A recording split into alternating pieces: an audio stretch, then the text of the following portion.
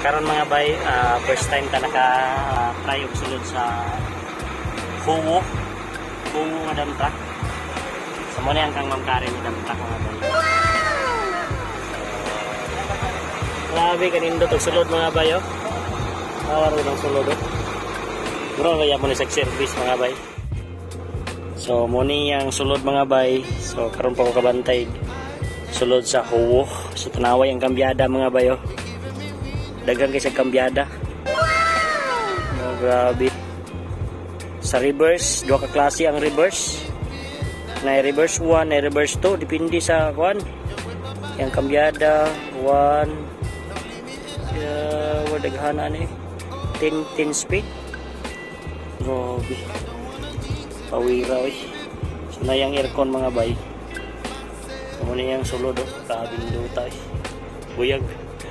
Power kayo. So first time ko nakasulod mga bay og Huwo. Yang RPM so 120 day yang speedometer ni mga bayo 120. Yang panel gauge, pressure sa hangin, oil pressure, air pressure, okay. Yang battery, yang kan mga bayo bali sa tubig niya o sa radiator, yung monitor. So 1 raw, sabi ka bugno. So power window gid sa mga bay. Power window. Yang direo. Nawa yang lako. Pang service yung style mga bay. Pawira kayo. Power kayo.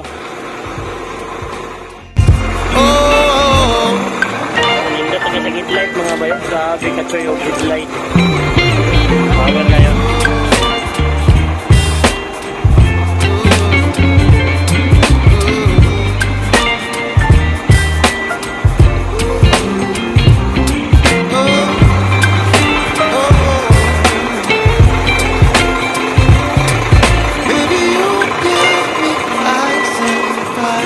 Tulan na siya tubig mga bay, kay air brake man yung mga design sa China, pero di siya masilbi o dili butangan og water brake.